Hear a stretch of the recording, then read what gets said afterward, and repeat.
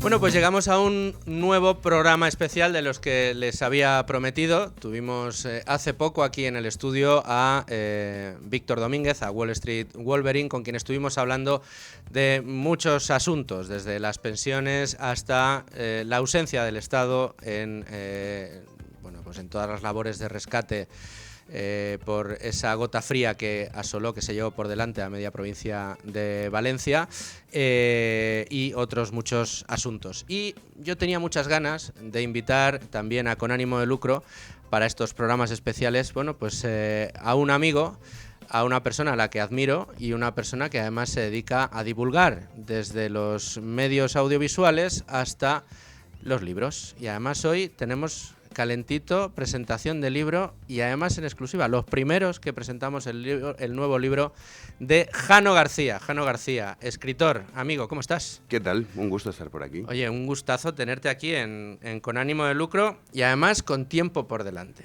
Sí, y que sobre todo con ánimo de lucro, nunca mejor dicho, que está ahí el libro haciendo ya hombre, la promoción, hay que lucrarse. claro. De hecho, mira, tengo aquí apuntado. Primera pregunta para Jano García. Con ánimo de lucro, ¿qué te sugiere? ¿Tú tienes ánimo de lucro? Pues no excesivamente. Tú que me conoces bien, ya sabes qué hago yo con mis inversiones, que es nada. Dejo morir el dinero, que se lo coma la inflación. No, la verdad, o sea, el dinero obviamente me parece que es importante, pero no le presto demasiada atención. Una cosa así un poco bohemia. Pero para vender este libro sí.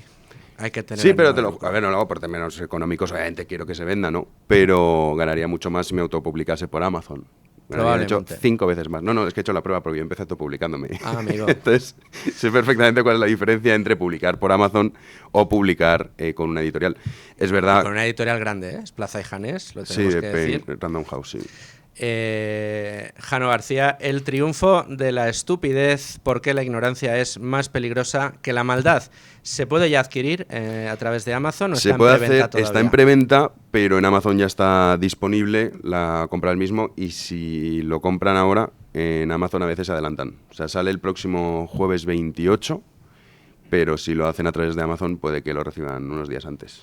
Bueno, pues aquí yo he tenido ocasión, no he tenido tiempo de leérmelo todo, es verdad que he estado ojeando y esto está muy feo cuando vas a hacer una entrevista sobre un libro y confesar que no lo has leído, no, pero yo te lo confieso. Te lo agradezco muchísimo, no sé la cantidad de gente que luego te entrevista y claro, en tu caso ya dices, oye, yo no me lo he leído del todo, entonces estás perdonado, pero hay algunos que te preguntan cosas. He mirado ¿Te has leído el libro? Algunos capítulos. Mira, si te parece, vamos a hacer lo siguiente. Como estas entrevistas a mí me gusta que lleven los derroteros que quieran llevar, aunque algo de economía te voy a sacar.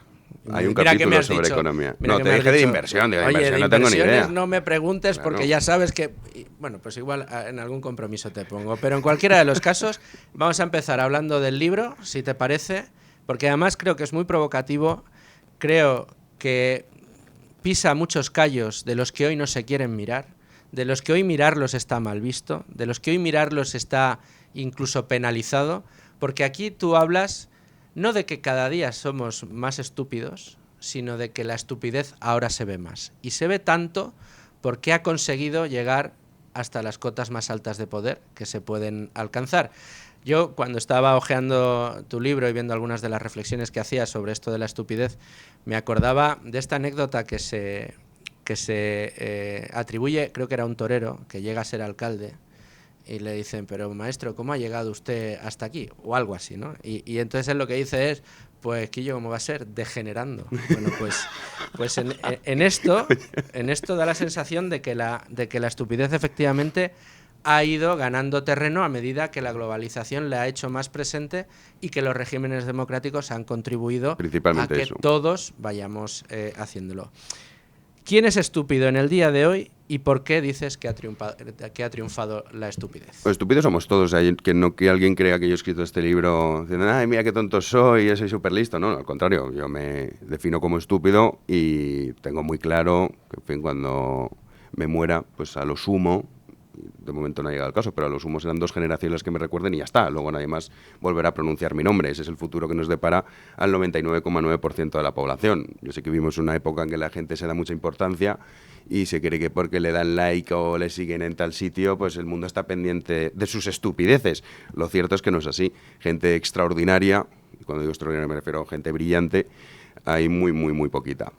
Entonces, bueno, yo me defino como estúpido y no pasa nada, no tengo ningún problema en afirmarlo así. Yo creo que has dicho antes una cosa que me parece muy relevante cuando has comentado por qué la estupidez ahora está, digamos, en la cima o ha alcanzado las mayores cotas de poder. Yo creo que esto está muy ligado a un concepto que me parece aberrante, que dedico bastantes páginas a desmontarlo, que es el concepto de la igualdad. Cuando uno acepta esa premisa de que todos somos iguales, claro, a partir de ahí, pues todos los votos valen lo mismo, cualquiera puede ostentar el poder, incluso se da como algo positivo, que dice, no, es que es uno de los nuestros. Hombre, eso es un drama. O sea, el que tiene que gobernar, que no es una tarea menor, una nación o tener puestos de responsabilidad, tiene que ser lo más distinto y diferente posible al grueso de la población. Porque el grueso de la población, pues en fin, pues lo que también dedico un capítulo entero a diseccionar lo que es la masa y su comportamiento, pues somos nosotros. Somos gente pues que sí, que oye, que cada uno hace sus cosas y tampoco, o sea, que alguien diga, ay, ser estúpido es malísimo, no necesariamente. O sea, tú puedes ser estúpido y no pasa nada, ¿no? Al final, el tema es el poder que tú le concedes a la estupidez. Claro, en los regímenes democráticos, que esto no va de si esto se hace bien o se hace mal, sino de quién gana la batalla del relato y cómo consigues convencer a la mayoría de la población, pues claro, el nivel tiene que decrecer por parte de los responsables políticos, porque si no, no le votaría a nadie. Yo, por ejemplo, se me pongo un ejemplo, ¿no? Torcuato Fernández Miranda o Gonzalo Fernández de la Mora, gente brillante, independientemente de que a uno le guste más o menos. ¿Cuántos votos cosecharía hoy en día? Pues prácticamente ninguno, nadie los votaría. Pues dirán, pero este señor así, con esa cara de mala leche, un tío así muy solemne, muy aburrido, no. De hecho, esto quizá nunca reparamos en ello, pero ¿cuántos líderes políticos conoce que pesen 180 kilos? Pues ninguno. O sea, la realidad es que al final incluso hasta la estética tiene una gran importancia en el sistema democrático. Claro, eso evidentemente lo que hace es que el nivel pues sea cada vez menor. Y es verdad que hemos ido cada vez a menos. Si uno echa la vista atrás y se fija, como decías tú, ¿no?, en esas figuras que mencionabas, o en el plano económico, ya que estamos en un programa económico, uno recuerda la acción de gobierno o los discursos que daba Fuentes Quintana hablando de la necesidad de tener que solucionar los problemas económicos que teníamos, que esas soluciones no iban a ser rápidas, que primero había que sufrir para luego poder levantarse. Claro, comparas a Fuentes Quintana con lo que ha venido después. Pensábamos que con Pepiño, con Viviana Aido, habíamos tocado fondo. O con María, ¿cómo se llamaba la de vivienda? La de las Kelly Finders, con Trujillo, habíamos visto ya todo, pero es que de repente tenemos una de las vicepresidencias económicas de este gobierno lo ostenta Yolanda Díaz, que es una persona que cree que los ricos como Elon Musk están fabricando cohetes para huir y salvarse ellos de un mundo que se derrite por momentos. Pero mira, en el discurso económico triunfa mucho la estupidez y es muy relevante mensajes como el de Yolanda Díaz o ese sector, digamos, más de izquierdas, que poco a poco ha ido conquistando a lo que se llama aquí centro-derecha, ¿no? Y es, ¿no hay dinero? Pues lo imprimimos. Que este es el razonamiento que te haría un niño de 3 años. Claro, un niño de 3 años o de 5 años se lo perdonas porque dices, pues por ahí chiquito, ¿no? Pero una persona adulta, solamente un estúpido puede llegar a esa reflexión. Estás llamando estúpido a Eduardo Garzón, en este caso también. Sí, desde luego, sí. Entre otros muchos. Entre otros muchos, sí, millones de personas, desgraciadamente, que piensan como él, que dicen, no hay dinero, pues lo imprimimos.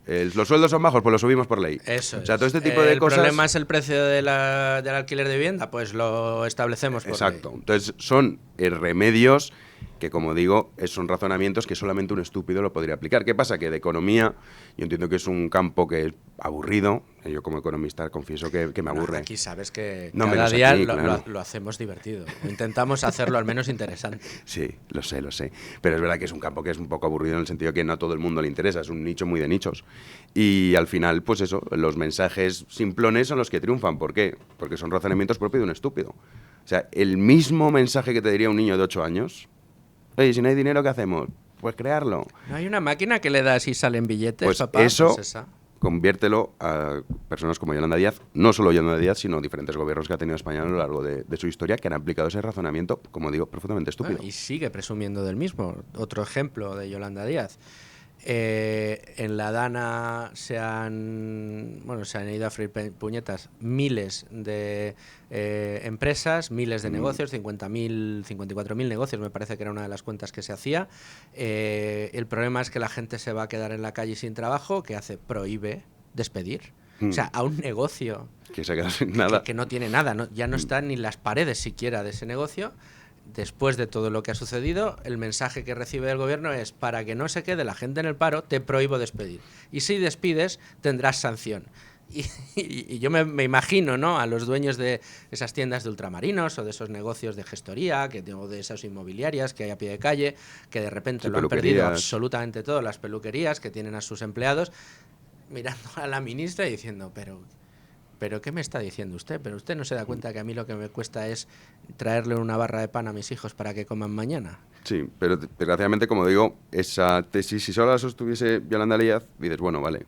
Pero el problema es que tienes millones de personas, ahora yo no sé qué sacarán las próximas elecciones, pero hubo 3 millones de personas que votaron a un ser como Yolanda Díaz, que no es cualquier cosa. Y estas tesis pues triunfan porque al final tienes el respaldo. Yo también os explico un poco por qué la ignorancia es más peligrosa que la maldad, que es el subtítulo del libro. Es porque un malvado por sí mismo no puede hacer gran cosa.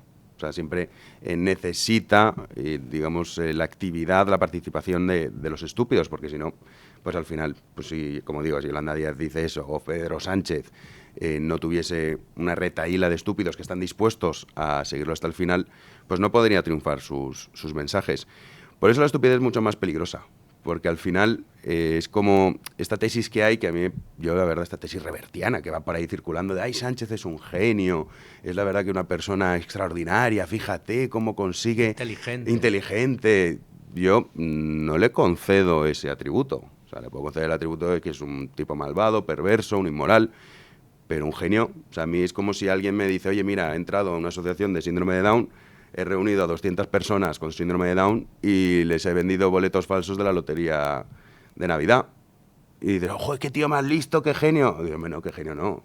O sea, eres un canalla, eres un sinvergüenza, eres un miserable, pero ¿dónde está la genialidad de aprovecharse de una persona que, digamos, que no está bien? Pues esto es lo mismo, ¿no? O sea, al final, sí, dices, oye, qué malvado eres, pero genio. Pues esto pasa con Sánchez. Yo no entiendo muy bien esta tesis que hay en una parte de la derecha española, que es como, qué listo es. Yo comparto al 100% tu visión. De hecho, he tenido discusiones con más de uno en alguna tertulia también, negando la mayor.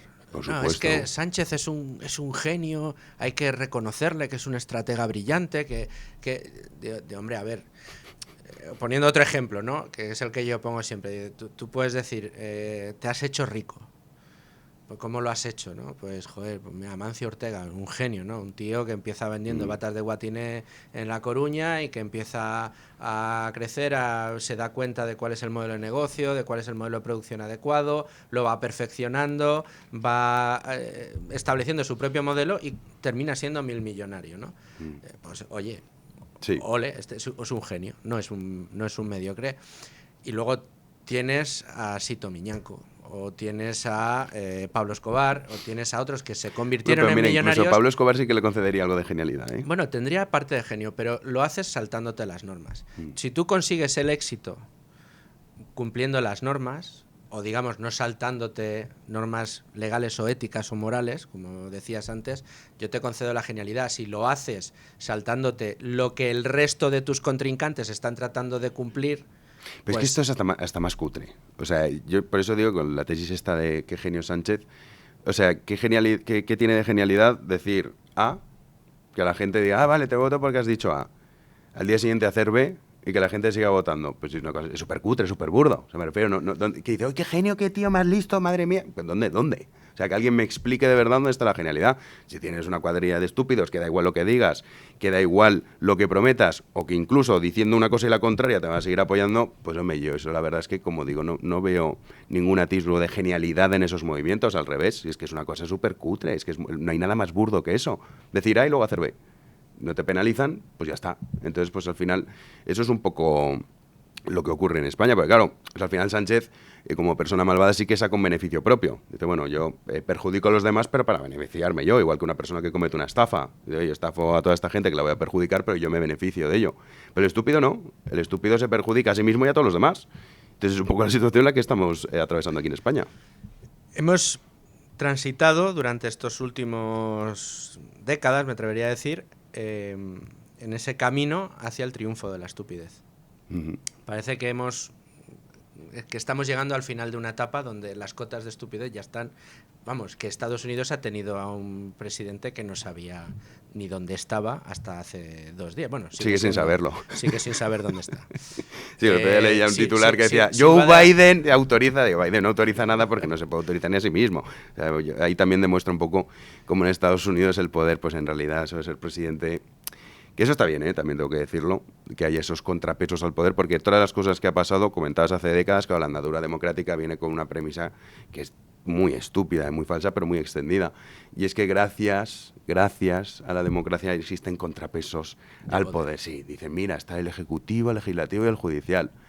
Tú dices, esos son los contrapesos del poder. Y bueno, a ver, el judicial, a fin de cuentas, lo que se dedica a decir, oiga, usted lo que está haciendo es legal o no. O sea, nada más. O sea, si mañana en España se reformase la Constitución y se permitiese la esclavitud de nuevo, vamos a poner un ejemplo muy a lo bestia, absurdo, pero podría ocurrir, imagínate que ocurre, el judicial no diría, no, que esto no es ético, no es moral, no, diría, oiga, cumple usted la ley, pues esclavice a este señor, ya está.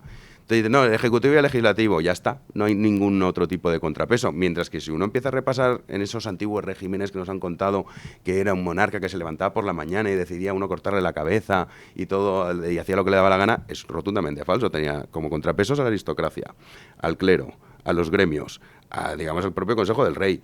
O sea, tenía el pueblo también en numerosas ocasiones. Dices, en realidad, este rollo que nos han contado de los contrapesos del poder es que es falso.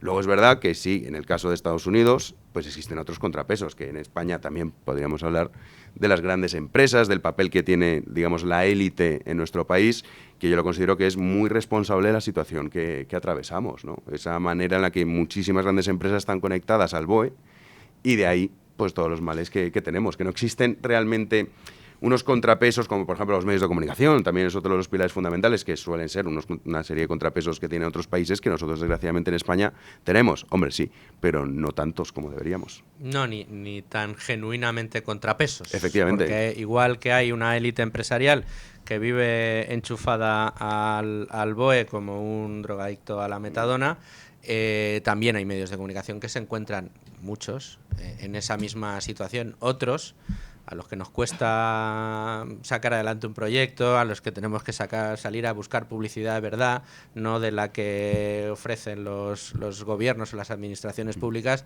bueno, pues podemos presumir de que sí que tratamos de ejercer ese contrapeso y ese cuarto poder.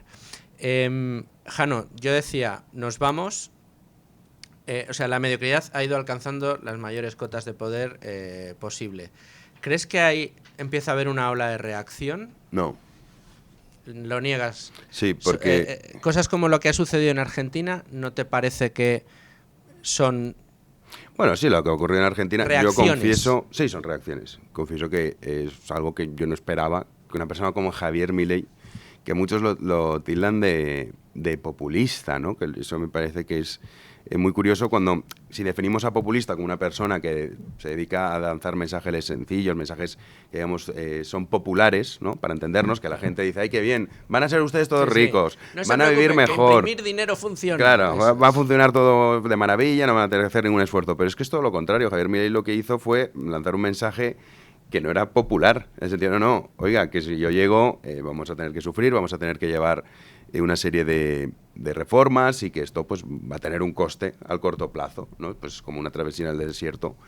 Y así consiguió ganar las elecciones. Ahora bien, que vaya a solucionar la situación en Argentina, hombre, lo está haciendo muy bien, pero que Argentina es que viene en una situación que es, en fin, lamentable. O sea, si en Argentina hubiesen puesto un chimpancé a gobernar, sí o sí la situación hubiese mejorado, porque no, simplemente la no acción del poder político hubiese hecho que el país mejorase.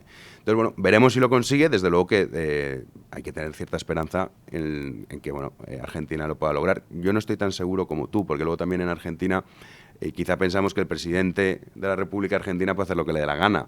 Y no es exactamente así. Luego Javier Milei tiene que hacer pues muchas alianzas y, en fin, que no es tan sencillo como parece. Yo creo que nosotros aquí en España, sobre todo yo porque lo hago muchas veces con amigos argentinos, percibimos una realidad diferente. O sea, no de los resultados, que son los que son, y eso es indiscutible, oye, son positivos, sino de cuánta gente está apoyando a Javier Milei en estos momentos y qué pasaría en unas hipotéticas futuras elecciones, ¿no? El tiempo dirá, pero sí, bueno, eso sí que es motivos para la esperanza. Lo que no tengo ningún motivo para la esperanza es para que, digamos, la mediocridad no alcance las cuotas de poder por una sencilla razón, y es que en el sistema de la forma de gobierno democrática no puede ser de otra manera. Es imposible. O sea, no hay ni un solo país cuya sitúas clase... el pecado original en el sistema democrático. Sí, sobre todo porque cuando tú hablas de democracia lo ligas siempre a la cuestión de la igualdad. Entonces, si para mí todos los males nacen de ese concepto, de decir, somos todos iguales.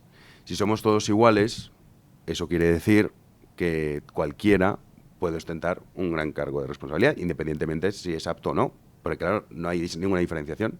Tú y yo somos iguales, él es igual que nosotros, todos somos iguales, o sea, no hay ninguna distinción. Si tú aceptas esa premisa, o sea, si tú aceptas ese punto, cuando hablo de igualdad, obviamente si dices igualdad de derechos, sí, igualdad frente a la ley también, que es el origen en realidad, porque la isonomía, que es lo que hablaba Clístenes, es de lo que hablaba era eso, igual frente a la ley, no hablaba de este rollo que nos han contado luego, pero bueno, ya aceptando la democracia moderna, y que llega a dices... cuotas absurdas. Sí, pero es la realidad. Entonces, cuando tú aceptas eso, si tú dices todos somos iguales y sobre todo la forma de gobierno democrática se cimienta en convencer a los muchos somos mediocres, somos estúpidos, somos gente que, como digo, cuando pasen 2 generaciones nadie nos recordará. ¿Cómo vas a conseguir que he puesto antes el ejemplo de Torcuato Fernández de Miranda o Gonzalo Fernández de la Mora? Me da igual, cualquier persona que mañana se presente y diga voy a crear un partido político y sale y empieza a hablar de las necesidades de las reformas económicas que necesita España, simplemente con que dijese, oye, las pensiones hay que reformarlas, pues es un sistema quebrado, y lo que está haciendo es que todos los que están trabajando ahora estén sosteniendo un sistema que es una estafa piramidal, ¿quién le vota? Sí, pero los jóvenes a lo mejor alguno le votaría, pero poco más. Y eso es una cosa que es innegable. Entonces, es imposible que pueda darse, de hecho, no hay ni un solo país, desde que comenzó su andadura democrática, cuya clase política, digas, cómo ha mejorado con el paso de los años. Y esta es una de las tesis también que en muchas ocasiones han esbozado muchos demócratas, que decían, no, a través de la participación el ciudadano se vuelve más inteligente, más listo, es capaz de mejorar, y lo que se ha demostrado es que eso es rotundamente falso. Llevando al extremo la teoría sobre la estupidez, recuerdo la novela Killing Fields, Gritos del Silencio, cuando todo el dibujo de la época de Pol Pot, cómo a aquellos a los que Pol Pot esclavizó en el campo, aplicando en su máxima expresión el marxismo, el comunismo, eran penalizados tanto que eran torturados hasta la muerte y demás, a todos aquellos que, por ejemplo, tenían gafas. Sí, llevar gafas era porque leías. Porque leías y entonces eras más inteligente. Es decir, estos regímenes siempre se han apoyado en que todos tienen que ser igualmente tontos. La igualdad es un concepto amplio en el que si lo tomas por donde tienes que tomarlo, pues oye, todos tenemos que tener los mismos derechos ante la ley, ser iguales ante la ley. Y ya está. Me parece bien. Todos tenemos que tener al menos la igualdad de oportunidades. Yo eso, fíjate que en eso... Que podamos... Pero bueno, yo... Creo, es que me parece que es un mantra falso. Creo que en el sistema que tenemos todo el mundo puede alcanzar lo que quiera siempre que se esfuerce. Sí, eso sí. Sí y no. O sea, me refiero. Igualdad de oportunidades. Hay algunos que tienen más facilidades que otros, claro, y que tienen... o sea, yo cuando hablo de la igualdad de oportunidades... Pero siempre decimos, y perdona, quiero decir, Apple nació de un garaje. Siempre se pone esta misma premisa. Sí, Google, tal. Amancio Ortega, del que hablábamos antes, no nació ni en una familia rica ni nada por el estilo. El ascensor social, en los países donde la libertad es la que manda, y ahí no hay igualitarismo, hay libertad bien entendida, el ascensor social puede funcionar perfectamente. Solamente te hace falta ganas, talento y no esperar a que alguien te dé lo que crees que merece, que es lo que hoy se ha impuesto como definición de igualdad. Pero es que yo creo que eso hoy en día no se cumple en España. O sea, hablas de la igualdad de oportunidades. Yo la igualdad de oportunidades justo hablo de eso y digo porque es otro mantra que es falso. Y pongo un ejemplo que es muy, muy sencillo. O sea, ¿tiene las mismas oportunidades el hijo de un multimillonario que puede crear 200 empresas, quebrarlas y le da exactamente igual que una persona que venga de una familia muy humilde, que se endeude y que pueda abrir una? O sea, que digamos tiene solo una oportunidad. Entonces ahí ya eso es mentira. O sea, cuando dicen, igualdad de oportunidades, no, igualdad de oportunidades no. Igualdad de acceso, vale, eso sí. O sea, que nadie te diga, no, usted no puede acceder a montar una empresa. Vale, eso te lo compro. Pero la igualdad de oportunidades también es que eso es mentira. Lo que sí que es cierto que comentabas tú, el ascensor social, eso quizá era hace unos años, pero es que ahora tampoco. O sea, ahora mismo el mejor no es el que llega a los altos puestos de responsabilidad. Si es que vivimos en un país en el que ahora mismo te quieren meter, ya no solo, ya lo hemos visto que lo hemos normalizado, que me parece una cosa disparatada, ¿cómo llaman esto? Las listas cremallera, que dicen en el Congreso, en el Senado, que debe ser chico, chica. Chico, chica, sí. Y dices, o sea, ¿qué me está usted contando? O sea, ya no estamos pensando en... será chico, oye, chica, chique. Oye, que a lo mejor en una lista, por lo que sea, de un partido determinado, de los 10 primeros 8 son mujeres, porque son las mejores. No, no, no, no, no, no. Chico, chica o chica, chico, me da igual, pero tiene que haber 5 y 5. O sea, ese disparate... En los puestos de responsabilidad de las empresas se les es obliga. que a eso iba, que ahora todo esto se está llevando al ámbito privado. Entonces, el ascensor social tampoco. Porque a lo mejor es buenísimo, y esto ya ocurre en numerosas pruebas, por ejemplo, para policía o bomberos, que de repente dicen, no, es que como es chica, sus requisitos son diferentes. En algunos sitios se han aplicado, en otros no, pero esto ya ocurre en muchos países occidentales. Y dices, pero ¿qué tipo de razonamiento tan estúpido es este? Pues eso, el que vivimos actualmente. Entonces, el ascensor social ya ni siquiera hasta eso se lo han cargado. Todo en pro de esa estúpida igualdad, que no hay nada más estúpido que afirmar que hombres y mujeres somos iguales. O sea, es que yo de verdad me parece una cosa disparatada. Y los hombres entre los hombres, efectivamente. No, claro, si ni mujeres entre mujeres, pero que ya decir, los hombres y mujeres son iguales. Pues no, en ciertos campos las mujeres son mejores que los hombres y al revés. Y esto es algo que toda la vida, a lo largo, porque claro, como vivimos en el mundo este moderno, que somos súper guays, hemos pensado que nuestros antecesores eran todos medio bobos y que lo que ha ocurrido durante siglos no ha sido a través del fruto de la experiencia y tener constancia de que, oye, si hacemos esto, el resultado es este. No. Aquí hemos llegado y hemos dicho que no, que ellos no sabían nada y que los listos somos nosotros y que ahora, incluso ser mujeres, pues según cómo te levantes y según cómo te sientes. Eso es el triunfo de la estupidez.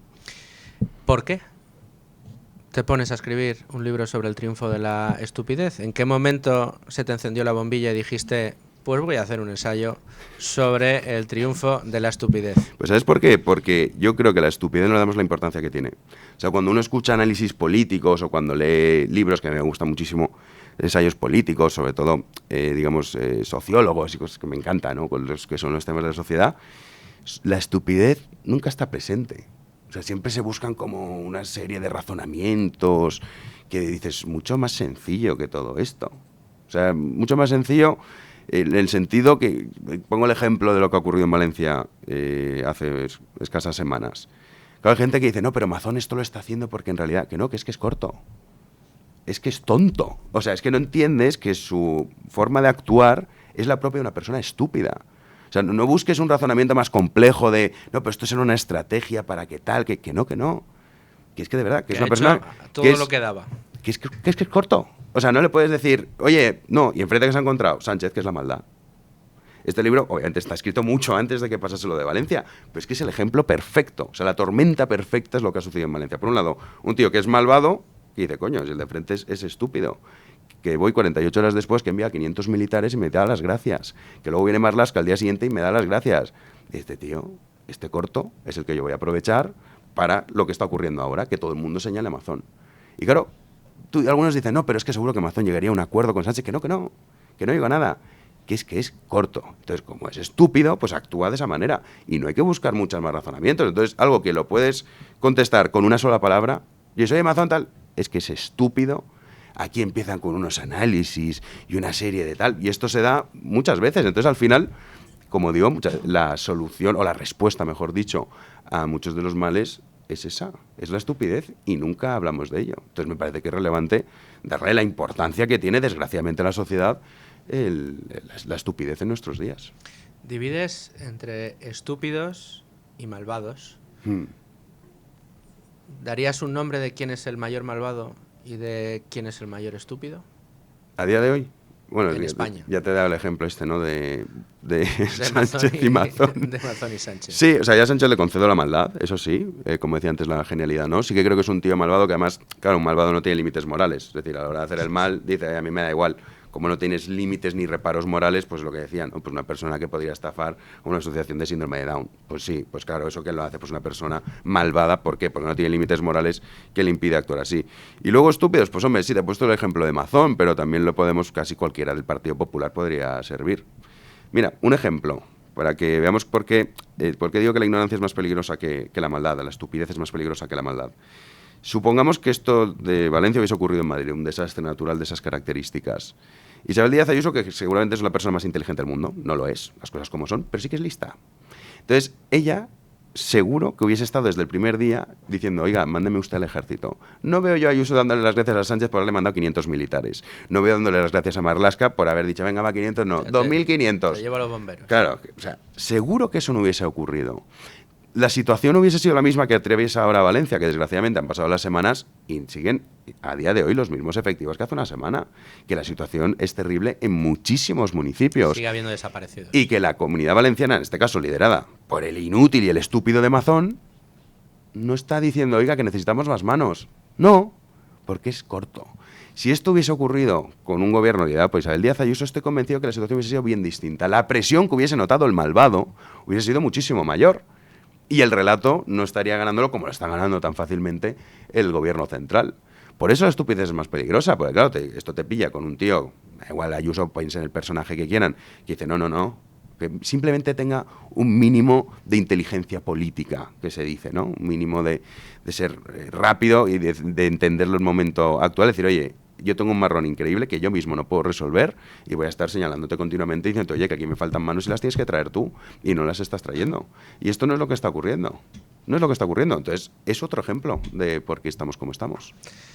Después de todo lo que nos estás dibujando, Jano, te pregunto, ¿hay esperanza para la inteligencia? ¿Hay esperanza para la gente brillante? Sí, no, la gente brillante, si no es en España, en cualquier otro sitio se busca la vida, ¿eh? O sea, anda que no hay expatriados españoles brillantes que, bueno, aquí no les dejan triunfar. En el mundo siempre hay un lugar para los brillantes, eso es indiscutible. Ahora bien, quizá pues uno tiene que irse de su país, porque aquí se le castiga, pero sí, bueno, hay un montón de expatriados españoles con puestos de responsabilidad muy, muy altos y, bueno, desgraciadamente no están aquí, pero que es claro que triunfan, sí. Los brillantes siempre tienen asegurado el éxito. Bueno, pues hay algo de esperanza. Para ellos sí, para nosotros no, claro. ¿Cómo lo revertimos aquí en...?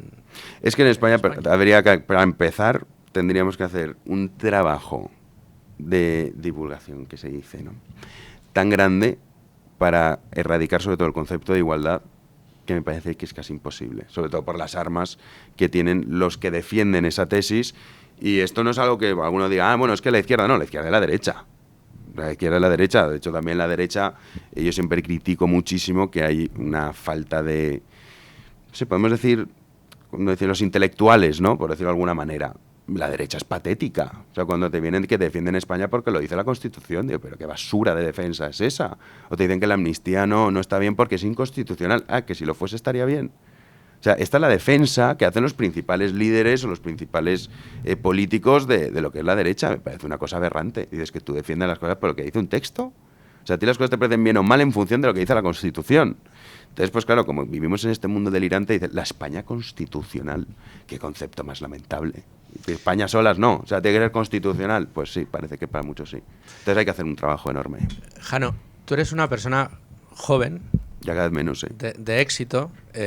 Tienes tu programa en Big One Media, quien le decimos a toda nuestra audiencia que acuda a verlo si no lo conoce. La verdad que es extraordinario, sobre todo cuando los días tú. a los que me invitas a mí. No, hombre, no. Sí, ahí sube el nivel. Nuestro amigo Manuel Llamas, analista de cabecera de este programa, estrella de Rubén Arranz también está. Alberto Garín con Historia. Por supuesto. Tenemos pues un resquicio de libertad en Libertad, en Big One Media. Pero insisto, eres una persona muy joven. Te voy a sacar algunos aspectos de tu pasado que no sé si todo el mundo conoce, pero voy a empezar preguntándote cuándo este tipo de problemas te empiezan a preocupar, empiezas a darle vueltas, empiezas a leer, a formarte y a conformarte tu propia opinión. Pues ¿Cuándo tienes esta epifanía por este tipo de asuntos? Pues desde pequeño a mí siempre me había gustado muchísimo la época del Imperio Romano. Me fascinaba el Imperio Romano, no sé por qué. Eso y los toros. La afición de los toros te viene desde chico. Sí, desde que tengo uso de razón recuerdo a mi madre decirle ponme los toros en la tele, o en Canal Nou existía. Claro, yo soy de Valencia, entonces Canal Nou era donde se podían ver los toros. Y luego también las películas del Imperio Romano, de estas antiguas. No sé por qué. Dime, oye, ¿por qué? Pues no lo sé, pero me encantaban. O sea, mi madre me dejaba, mira, pues el chiquito se queda 2 horas sin molestar. Y luego a partir de ahí, pues claro, yo creo que con la historia te lleva a la política. y también veía a mi padre que siempre estaba como muy enfadado, porque cuando claro, yo en la época gobernaba Felipe González. Luego ya ganó Aznar y yo pues el aznarismo, digamos, lo viví cuando era pequeño. Y entonces pues siempre lo veía muy interesado en esto, y yo qué sé, lo veía con sus amigos en las comidas estas que hacen con amigos de tu padre, tal y cual. Y entonces pues no nos dejaban levantar la mesa, claro, teníamos que estar ahí, y entonces te comías pues toda la turra de... Entonces veía discutiendo y decía, ¿de qué? ¿Esto por qué? O sea, ¿por qué suscita esta pasión al hablar de estos temas? Entonces pues a partir de ahí pues empezaba a preguntarle a mi padre, oye, ¿y este quién es? ¿Y este qué no sé cuántos? Ya tendría pues 11 años. ¿Y por qué dices que este lo ha hecho mal? Claro, ¿y por qué tal? No sé bien? cuántos. Y entonces así luego por las mañanas recuerdo, para ir al colegio, pues, me dejaba en la parada del autobús, ponía a la mañana, pero cuando estaba Federico en Jiménez de los Santos en la COPE. Ah, correcto. ¿Tú ahí estabas ya ahí con él? ¿En qué año? Pues te estoy hablando de hace fácil, joder, ¿cómo pasa el tiempo? 17, 18 años. No, hace 17 años ya estaba aquí. Ah, vale. Ya estaba en Libertad pues entonces Digital. pues entonces hace más. Yo me acuerdo que era COPE, Sí, 100%. yo los últimos años de Federico Jiménez de los Santos ¿Hace en cuánto la COPE, está aquí? Yo llevo aquí ya 18 años en Pues Libertad entonces te Digital. estoy hablando, pues yo tendría 12, mentira, claro, 23 años. Pues sí, hace 23 años. Estaba en COPE seguro porque lo escuchábamos. Sí. No, pero yo creo que sí, que probablemente yo ya estuviera por allí. Pues a lo mejor te escuchaba. Entonces él, pues ya te digo, lo ponía por las mañanas y pues poco a poco me fue interesando más el tema político, el económico y la historia. Siempre me ha gustado. Eso te iba a decir, pues me has hablado del Imperio Romano, de la política, de las tertulias de tu padre con los amigos, que estabas O sea, tú siempre ahí me ha gustado conocer cazando el mundo en el que ideas. vivo. O sea, al final, yo qué sé, ¿por qué nosotros somos como somos? ¿Y por qué en Níger no? ¿O por qué nosotros creemos en un dios y por qué en China en otro? Pues siempre me ha parecido interesante, de hecho me sigue interesando. Y siempre pienso, joder, qué pena que me moriré sin saber tantas cosas. Pero es así. ¿Pero te metes a estudiar economía? Bueno, eso, yo primero estudio comercio internacional. Porque, a ver, a mí me echaron de varios colegios. Entonces yo acabé... Esa no me la sabía. Sí, o sea, a mí me fueron echando de varios colegios. Entonces yo terminé bachillerato, o sea, yo la selectividad no la hice nunca. Entonces yo hice bachillerato a distancia, terminando el bachillerato a distancia, tendría 21, 22 años. Entonces después de eso me puse a estudiar comercio internacional y luego un amigo mío que estaba trabajando en la Universidad Católica me dijo, oye, ¿a ti que te gusta la economía? Sabía que a mí no me gustaba ir a clase. A mí me echaban por no ir a clase. O sea, me iban echando a los colegios, decían que este niño no viene. Y entonces él empezó a trabajar en la Católica y me dijo, oye, ¿a ti que te gusta la economía? Puedes hacerlo, que esto es a distancia. Dije, coño, digo, vale, Pues, si es a distancia, fenomenal. Si no tengo que ir a clase... Claro, si no tengo que ir a clase, vale. ¿Qué pasa? Luego es verdad que había algunas asignaturas macro, micro, estadística, econometría, que sí, bueno, tenías que ir a clase, pero a lo mejor era 1 hora, 2 a la semana, bien tolerable. Y entonces, pues eso, la carrera en 4 años la saqué en 3, porque llevaba muchos años de desventaja. Pero sí, esa fue la razón. Primero estudié comercio internacional y luego me metí en esto. ¿Y por qué comercio internacional? ¿Por qué te interesaste por estudiar algo? Por la lúgubre ciencia? No me interesaba nada. En realidad fue por estudiar algo. ¿Por descarte? Sí, tenía que hacer algo. O sea, yo venía... Claro, es que yo me dejé el colegio con 17 años en segundo de bachillerato. Estas cosas que hace uno cuando uno es estúpido. Me faltaban 3 meses, yo tenía todo aprobado. O sea, yo nunca he sido muy buen estudiante, ¿eh? O sea, yo era de estudiar el día antes, pero con estudiar el día antes aprobaba. Entonces, pues, una vez un examen me salía mejor, otro peor, pero vamos, era del día antes toda la vida. Y entonces, con 17 años, yo me voy a California, porque mis padres siempre me mandaban por ahí para que no molestase a mis hermanos pequeños. Entonces, ese verano tocó California. Y yo ya aprendí a jugar al póker. Ah, amigo. Entonces dije... Te hablaba de descarte, si lo habías hecho por descarte, porque te quería meter ahí... Un poco sí. Y entonces yo me fui a California, aprendí a jugar al póker. A mí el juego nunca me ha gustado, pero el póker me gustaba porque tenía un componente de estadística, un componente psicológico. Dije, coño, esto. Entonces, claro, yo cuando volví, yo no podía jugar porque, claro, era menor de edad, pero ya como yo soy del 89, pero soy del 26 de diciembre, pues todos mis amigos de ese año, pues ya muchos sí que eran mayores de edad. Entonces empecé a jugar online. Entonces empecé jugando partidas de $1. Y poco a poco pues fui aprendiendo, empecé a estudiar, empecé a leer, me pasaba horas y horas y me empezó a fascinar lo que era el mundo del póker. Sí, el póker, ¿eh? Yo nunca he sido... Mira que están tropocientos casinos, en mi vida he jugado a la ruleta, ni al blackjack, ni nada de eso. O sea, contra la banca nunca he jugado. Pero no estamos hablando de una afición que tú te juntaras con tus amigos y te pusieras a hacer partidas de $1, ¿no? Has jugado de manera profesional al póker. O sea, yo dejé el colegio, pero claro, yo jugaba con horario americano Ahora esto ya no se da. Gracias por la noche. O sea, el que sepa del mundo del póker se acuerda de la sala de Full Tilt Poker, por ejemplo, que ya no existe. Entonces yo me acostaba eso de las 5 o 6 de la mañana. Claro, y el autobús del colegio salía, a mí me recogían a las 8:26 para estar ahí a las 9, no me daba tiempo. Entonces dejé de ir. Luego dejabas de ir No iba al colegio, claro, no iba al colegio. Y para disgusto de mi santa madre. Y entonces, pues así fue como empecé. Y ya cuando cumplí 18, ya me había dejado el colegio, entonces me dedicaba a eso. 24/7. 24/7, o sea... Sí, o sea, el mundo del póker... Lo cogiste con A ver, fuerza. todo lo que me gusta lo cojo con obsesión, yo lo reconozco. O sea, yo me pongo a escribir y cuando me pongo a escribir no paro de escribir. O sea, yo puedo estar, y no te exagero, más de 24 horas seguidas escribiendo. Luego a lo mejor estoy 3 días que no escribo nada, pero es así. Y entonces, claro, el póker, pues, además la gente se cree que es como, ay, qué guay. El mundo del póker es muy disciplinado, es muy complejo, ¿eh? O sea, la gente dice, jugando a las cartitas. No, me jugando a las cartitas y más cosas. Luego tienes unos altibajos de emociones brutales, es como una montaña rusa continuamente. Un día puedes ganar muchísimo, el día siguiente perder un montón. De hecho, yo acabé quebrando a los 2 años, todo lo que había ganado en esos 2 años lo perdí en un día. Wow. Porque juegas fuera de banca, sí, cometes errores. Pero bueno, esto le pasa a todos los que se han dedicado al mundo del póker y si hay alguien que nos está escuchando... ¿Y fue ese día que abriste los ojos? No, que va. Cerraron, No, o sea, cuando pasa eso, yo al día siguiente, como ya digo, esto le pasa a todo el mundo, lo que hice, pues con los amigos te bancan. Entonces te dicen, vale, no te preocupes, te hemos dinero para que levantes otra vez la banca y la vuelves a levantar.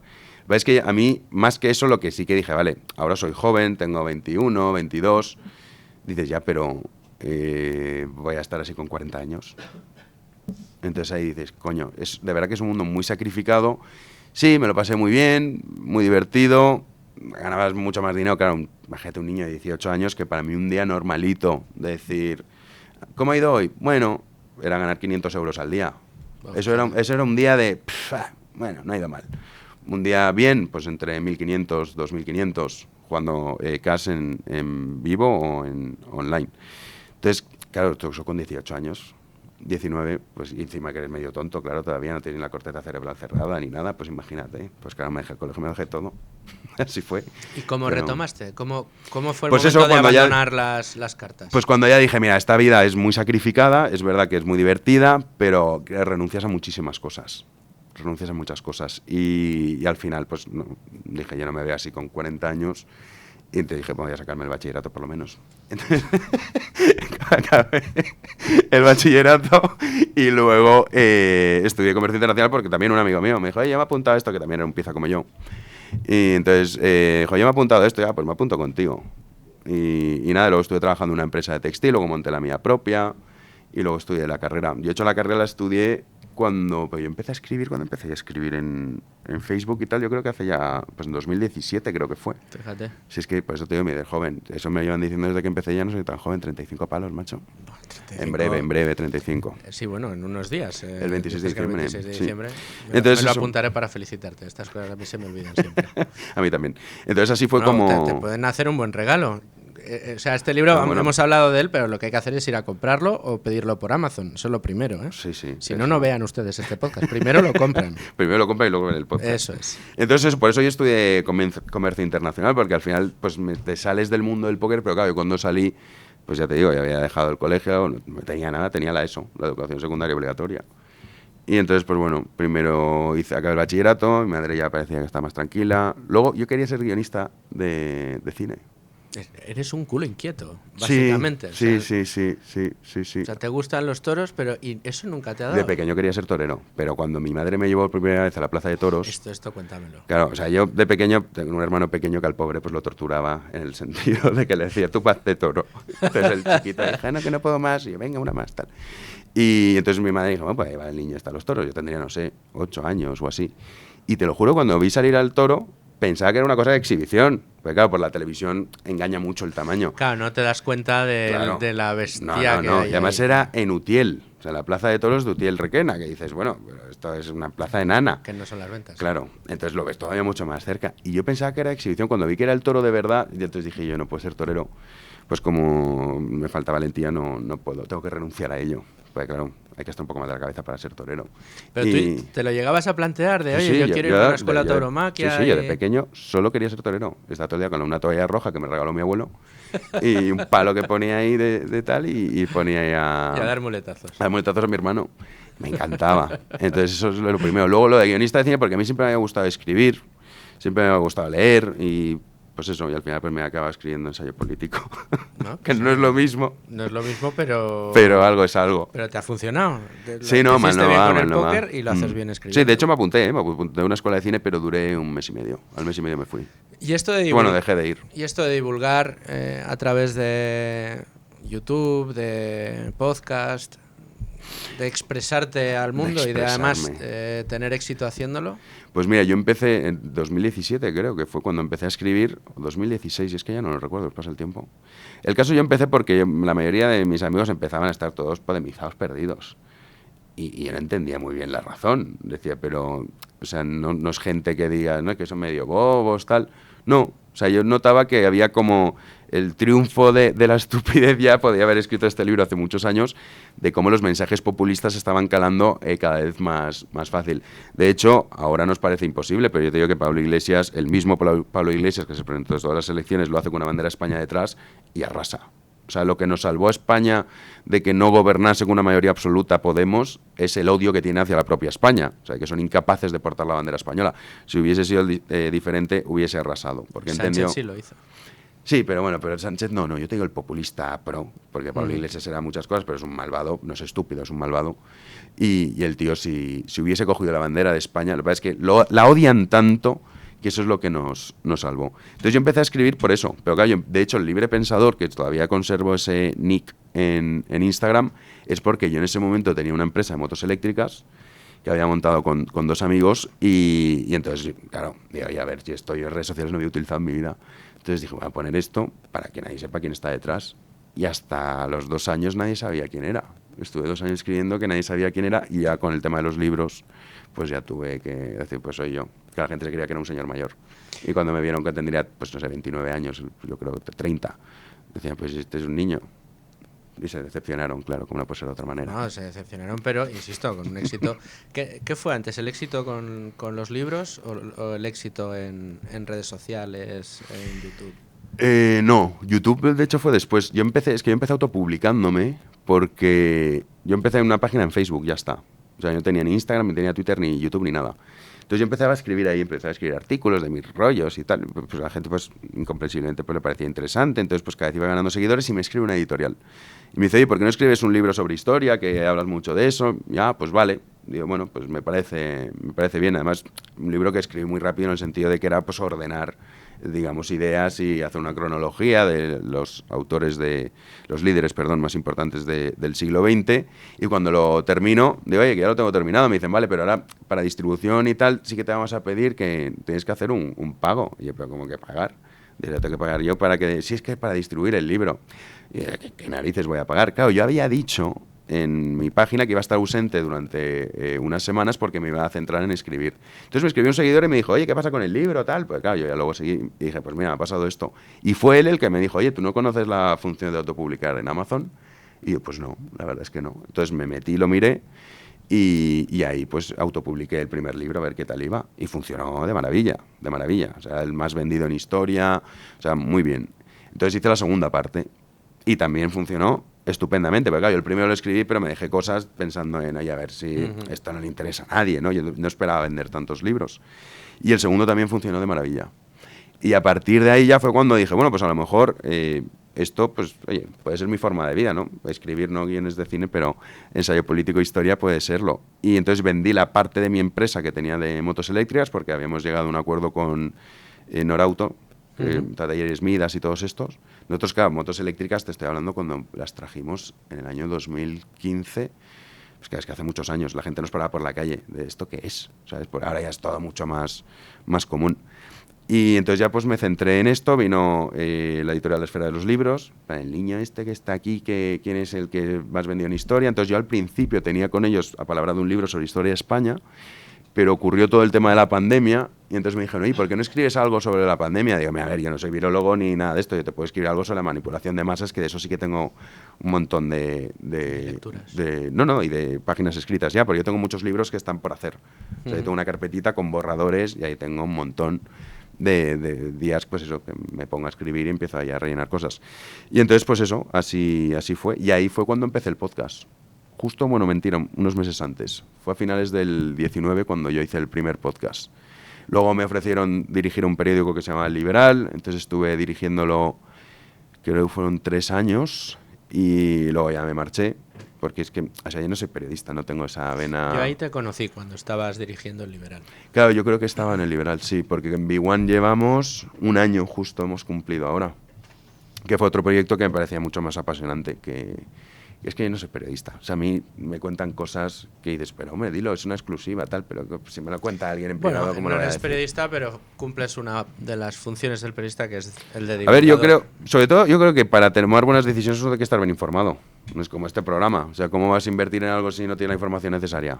Pues yo creo que eso es fundamental. Primero, saber la información y sobre todo conocer la verdad. Luego, a partir de ahí, pues cada uno podrá tener una opinión al respecto. Pero es que sin eso estás perdido. O sea, si empezamos que ni siquiera nos ponemos de acuerdo en que es verdad, que es mentira, pues para ahí vámonos, es imposible poder avanzar. Entonces, un poco eso es lo que me dedico en realidad. Bueno, ¿y hacia dónde avanzas ahora? ¿Estás en el proyecto B1 Media? Sí, ya estoy al 100% con eso.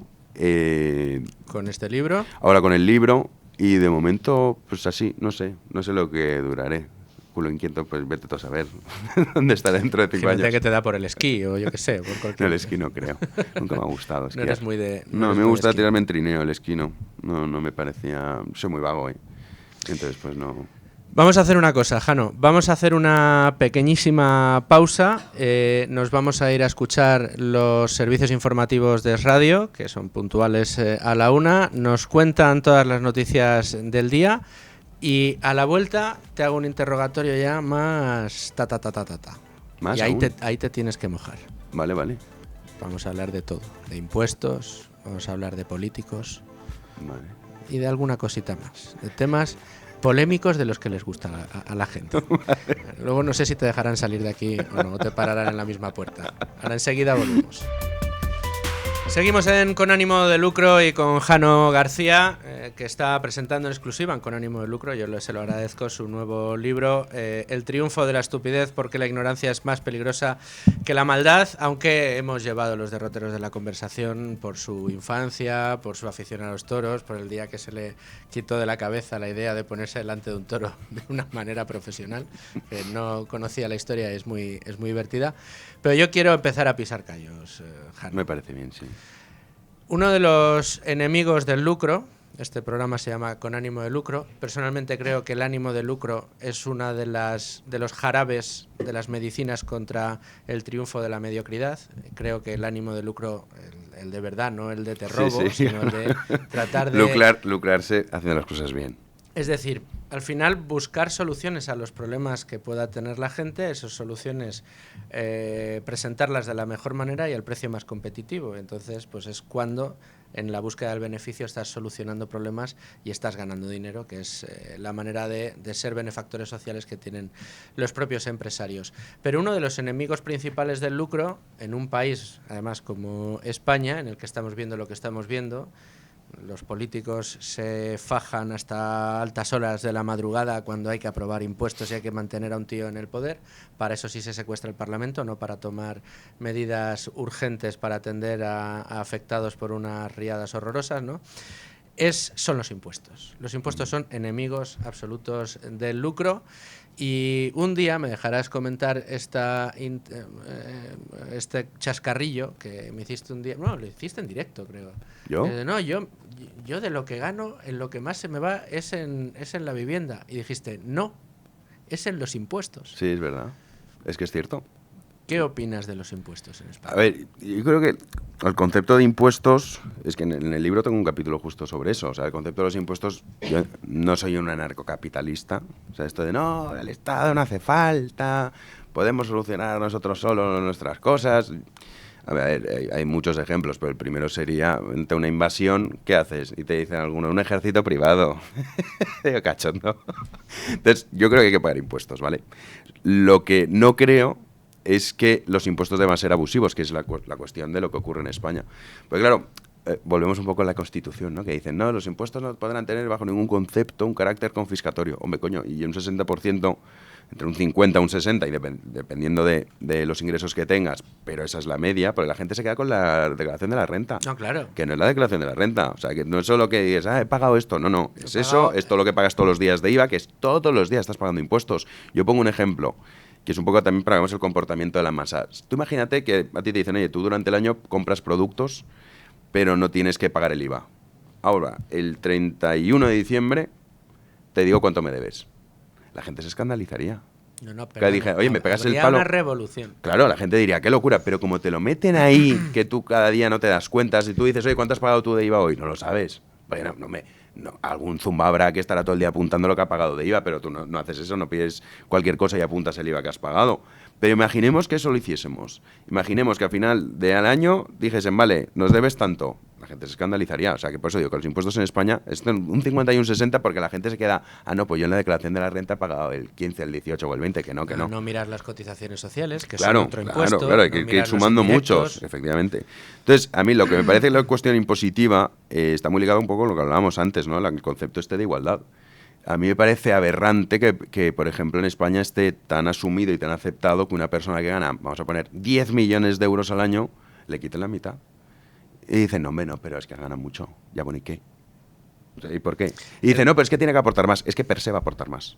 O sea, es que si tú dices, imagínate, un 20%, ¿vale? Un 20% tramo fijo.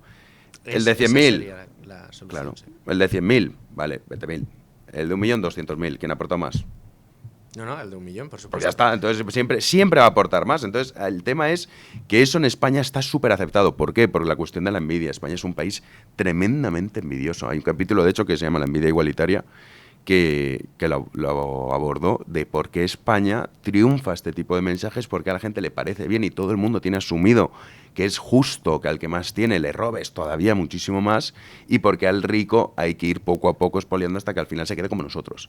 Porque el envidioso no o sea, el envidioso para mí es el peor pecado de todos en el sentido de que no aspira a decir yo quiero ser igual de rico que él. No. El envidioso quiere que el otro sea igual de pobre que él.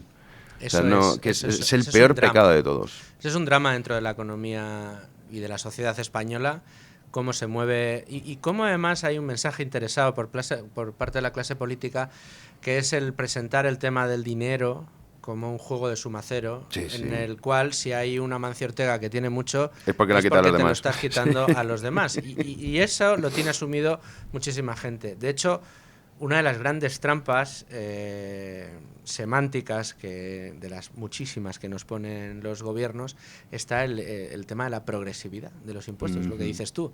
Oye, que hay más progresivo que poner un tramo fijo del IRPF al 10% para todo el mundo, y si quieres subir los impuestos indirectos, sube el IVA o ponle un impuesto indirecto del 35% si quieres.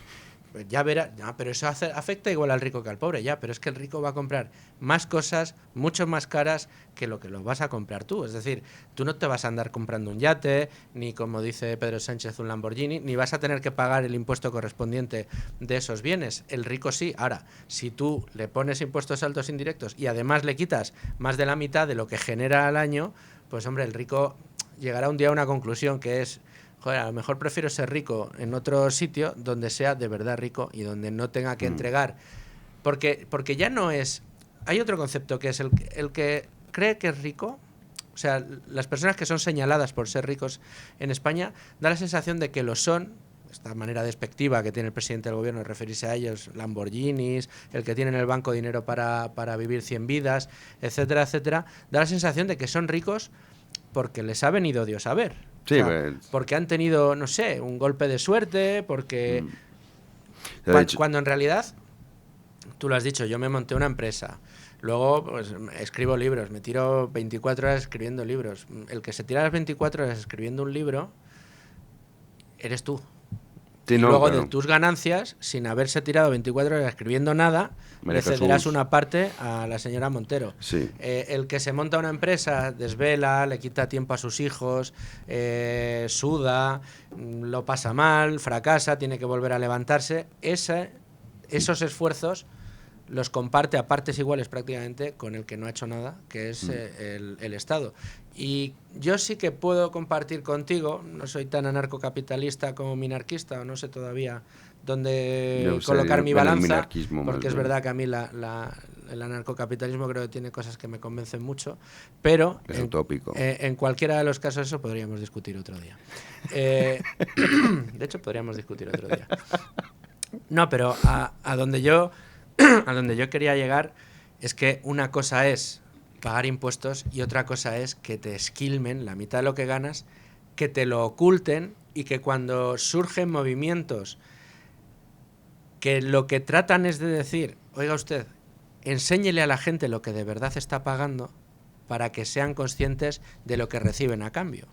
Porque, oye, si todos sabemos perfectamente lo que pagamos, somos conscientes de que lo hacemos y estamos contentos con lo que recibimos a cambio por parte del Estado, yo ahí me tendría que callar.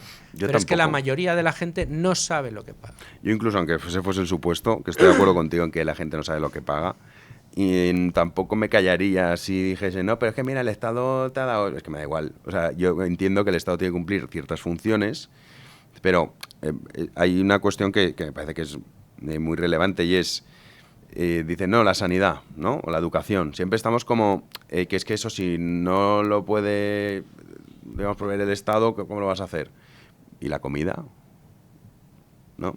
O sea, ¿qué es más fundamental para un ser humano? Dices, bueno, pues comer, vestirse para no morir de frío. Dices, solo lo provee el Estado, que no. Dices, bueno, o sea, ya... comparto. Ahora quieren que la vivienda sí la provee. Claro, o eso, ¿no? También dice, claro, estos salen los que te dicen, no tienes derecho a una vivienda, lo dice la Constitución. Bueno, sí, también tienes derecho a, yo que sé, a casarte y no va el Estado a buscarte la novia. Pues sí, claro, derecho tienes. Pero el tema de los impuestos, yo creo que esto va más con el tema de que mucha gente cree que sin el Estado no se puede llevar a cabo ciertas cuestiones. Yo sí que soy partidario de que obviamente una persona que no tiene poder adquisitivo pues pueda estudiar, o sea, evidentemente, no voy a decir que no. Ahora, ¿la gestión tiene que ser pública? Desde luego que no. Para mí la educación tiene que ser privada. Otra cuestión es que digas, vale, ¿y qué hacemos con estas personas que no pueden? Vale, ahí sí que tiene que estar el Estado. Bueno, ni siquiera. No, el Estado no digo para educarlos, digo para financiarles el estudio. Que luego esta es otra cuestión. Las universidades en España. ¿Qué títulos en España tienen un valor real? Porque tú pegas una patada y te salen tropocientos mil tíos que se creen que porque han estado en la universidad y tienen carrera ya está. Dice, no, pero es que esto es una carrera y un máster. Bueno, pues enhorabuena, como está ahí tropocientos mil, porque no tiene un valor real. O sea, el valor de los títulos universitarios en España es prácticamente nulo. Es un papel que no sirve para nada. Entonces, claro, al final dices, la educación está pública, que te dicen, no, pues que necesitamos la educación pública estatal. Dices, no tienes ni una sola universidad española entre las 100 mejores, ni una. El nivel de la educación en España, con ciertas excepciones, que es verdad que puede haber ciertas excepciones en género de caminos, puede haber excepciones, sí, no lo niego, es pésimo. Es un nivel lamentable. Tú ves los informes PISA y te echas a llorar. Dices, pero bueno, ¿qué clase de educación están recibiendo? Y en eso es con lo que se va no solo la mayoría de... O sea, en parte de los impuestos, pero no solo es eso. Pues siempre te ponen educación y sanidad. Nadie habla de las pensiones. Prácticamente 1 de cada 2 euros que se gastan va destinado al sistema de pensiones. Sin duda y alguna. de eso nadie quiere hablar del tema. Son 11 millones de personas que van a votar. Y además yo cuando hablo de esto siempre parece como que yo tengo una cruzada contra los pensionistas. Coño, mi padre es pensionista.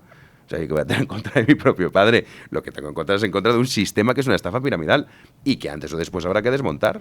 Porque si no, esto vamos a seguir así eternamente. Problema de las pensiones. Un problema, desde mi óptica, que tiene mucho que ver con la falta de cultura financiera que hay en este país. ¿Qué opinas de este gap que tenemos en España y que hace que haya muchos más estúpidos de los que querríamos? Bueno, yo en esto soy estúpido absoluto, ni racional ni nada. Yo el tema de la inversión, además es que me aburre, es que ese es el problema. Pero cultura, o sea, más allá de que sepas o no invertir, pero el que no seas capaz, y hablabas de las pensiones, hay mucha gente, Jano, que piensa, muchos pensionistas... que se creen que tiene una caja fuerte en el Banco de España. Que tienen una caja ahí donde van guardando todas sus cotizaciones y que se las tienen que devolver. Sí, eso sí. Que hablan, les hablas de ahorro complementario a la jubilación y no saben descifrar a qué te refieres. Que no saben cuál es el efecto de la inflación sobre el dinero.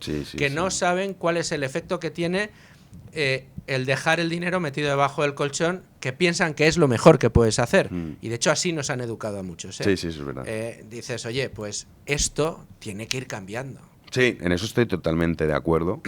Que es cierto que es curioso cuando muchas veces te dicen lo de las pensiones, te dicen, oye, que no, que yo he estado durante años pagándola para que me... Dice, no, tú has estado pagando la pensión a otro, que es lo mismo que estamos haciendo ahora los que estamos cotizando, que pagamos las pensiones a otros. No nos están reservando el dinero para cuando digas, ay, ese es jubilado usted. No. O sea, tú estás pagando los pensionistas actuales. De hecho, como no llegamos, España es un país deficitario, tiene que tirar de deuda pública, luego eso tiene sus intereses, en fin, que es un círculo vicioso. En eso estoy totalmente de acuerdo, que hay un gran desconocimiento, de que hay personas que cuando nos escuchan hablar del sistema de pensiones, pues ahí te das cuenta de lo dramático que es, ¿no? El hombre corriente, el hombre común que sale con este tipo de afirmaciones que solo pueden venir de la más profunda estupidez e ignorancia. Yo, si no sé de algo, no hablo. A mí no se me ocurriría ponerme a comentar si Aston Martin, el coche de Alonso, lo tienen que hacer de una manera o de otra, yo qué sé. Pero es que mira, ya sale esto, pero hace otra crítica al sistema democrático. Cuando uno va a votar, le dicen que vote por ¿qué tipo de política fiscal quiere? Política monetaria, agrícola, rural, también de defensa, de interior, geopolítica, de exterior. Dice, pero bueno, vamos a ver, o sea, yo qué sé, yo qué coño sé del mundo rural, no sé nada. ¿Cómo voy a votar yo para decidir sobre esos asuntos? O sea, al final vivimos en un mundo que es un poco delirante todo esto, ¿no? Decir, pero no, usted decida y tienes que decidir sobre 200.000 cosas con un papelito, un voto. Dices, pero ¿cómo? Oye, no tendrán que estar los que sepan del asunto, ¿no? Porque ni siquiera el diputado que resulta electo sabe del tema. ¿Qué va a saber? O sea, ¿qué va a saber? De hecho, es uno de los grandes problemas que tenemos. ¿Qué va a saber el urbanita? Yo me considero un urbanita lamentable también como ellos, pero no me da por legislar sobre el campo rural. Claro. Que esa es la gran diferencia de, oye, de esto no sé, ya sabrán ellos. No, aquí el urbanita, que no tiene ni idea, se dedica a arruinar a los agricultores. Pues esto es igual con las pensiones, cuando dicen, no, está ahí apagado. No, tú esto no ha pagado nada, ni ha estado ahorrando nada. Está pagando a los pensionistas actuales. Por eso es una estafa piramidal, porque están cogiendo tu dinero que te dicen, no te preocupes, cuando necesites te lo voy a devolver. Y que no lo tienen, y al final las subidas impositivas cada vez más. Pero nunca se habla del sistema de pensiones. Y pobre de aquel político que se atreva a denunciar el sistema de pensiones, la estafa piramidal que supone, porque automáticamente se quedaría sin votos. ¿Qué entiende Jano García por feminismo? Vamos a seguir pisando callos. Eso, pues te diría que es un gran caballo de Troya. Es uno de los grandes males de nuestro tiempo. Viene un poco de esto de la raíz de la igualdad, ¿no? Pues somos iguales hombres y mujeres. En fin, es que la propia evidencia no hace falta ni hacer ningún estudio. Parece bien, no, los estudios, es que no me hace falta ningún estudio. La simple observación, la simple experiencia te demuestra que no. Y la historia, que, hombre, tú miras mucho en la historia. Es que imagínate que no sabes nada. O sea, tú imagínate que no tienes ni idea, que eres un analfabeto, no sabes ni leer ni escribir. No sabes nada. Y te dicen, hombres y mujeres son iguales. Y bueno, con el paso de los años vas observando el comportamiento de unos, de otros, las aptitudes de unos, de otros, la fuerza de uno, de otro. Ya es la conclusión de, oye, que esto es mentira, como no me habían dicho ustedes que esto eran igual. No, es falso. Entonces el feminismo es eso, de esos grandes caballos de Troya que hemos tenido, para mí el más importante junto con el del cambio climático, porque esto te lo compra también mucho la gente de derechas, ¿no? Dicen, incluso aquellas que dicen, no, a mí el feminismo, a mí no me representa Irene Montero, pero el rollito este de que estoy oprimida y que estoy luchando contra un mundo injusto y mira qué guay soy, eso sí que les mola. Dicen, bueno, no está mal. O sea, no, a mí no me representa Irene Montero, pero la semilla sí que está en mucha gente que incluso se cree que no es feminista. Entonces, pues bueno, es uno de los males que tenemos en la sociedad actual. A mí es que el concepto en sí parece una cosa disparatada, ¿no? Y ahora ya hemos llegado al punto eso de las cuotas de paridad, que tenga que ser 50-50 en las listas, en los consejos de administración, y luego ya pues si nos metemos con el tema de la ley integral de violencia de género, que ya es un disparate absoluto, pues ya es la más absoluta de las injusticias. Pero bueno, desgraciadamente, como digo, ese es el que más éxito ha tenido, ¿no? El del feminismo y el del cambio climático en España, que mucha gente de la derecha te lo compra. Te voy a dar otro, a ver si llega al mismo nivel. Justicia social.